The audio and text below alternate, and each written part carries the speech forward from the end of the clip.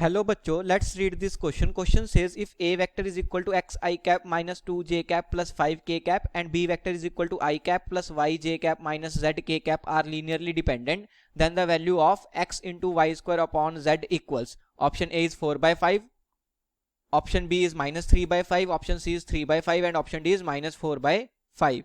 तो सबसे पहले क्या करेंगे, की कंसेप्ट डिस्कस करेंगे. एंड की concept is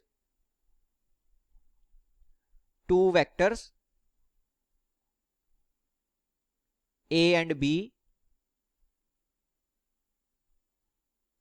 are linearly dependent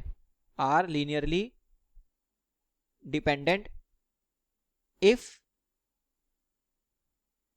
a vector can be written as lambda times b vector where lambda belongs to real number but lambda cannot be equal to 0.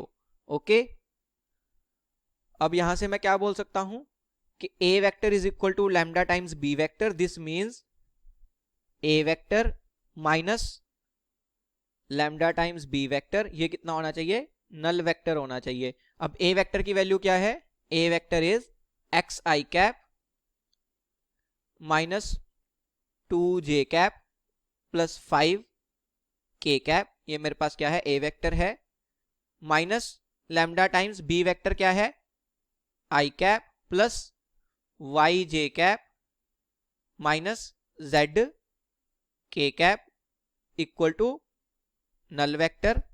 अब यहां से देखो लेफ्ट हैंड साइड पे I cap का coefficient क्या बनेगा, यहां से आएगा x और यहां से आएगा minus lambda.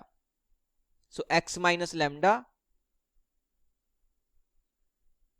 I cap, then j cap का कोफिशिएंट देखेंगे, यहां से आएगा -2 और उधर से आएगा minus lambda y. So plus -2 minus lambda y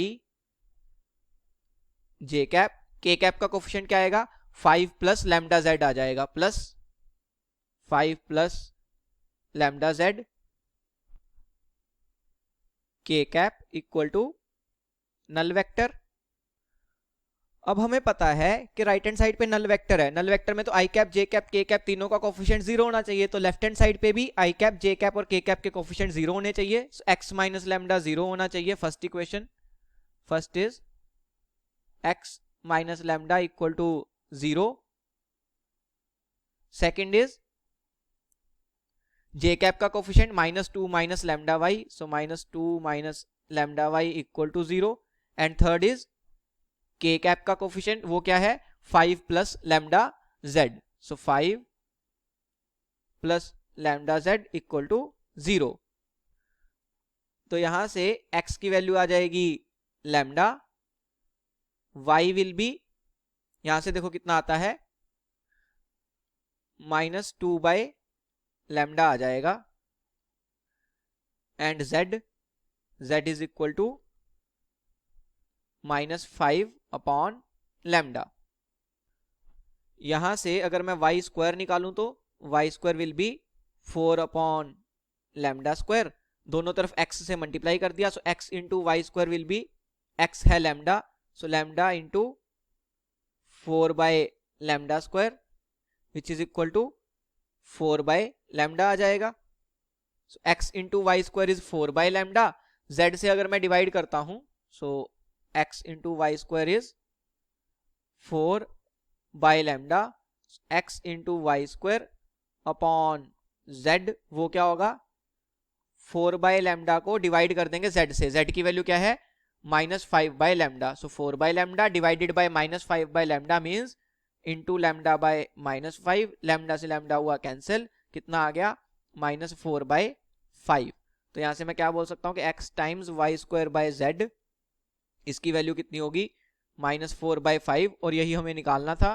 कौन सी ऑप्शन मैच कर जाएगी, option D, that is -4/5 is my final answer. Hope you understood it well. Best of luck. Thank you.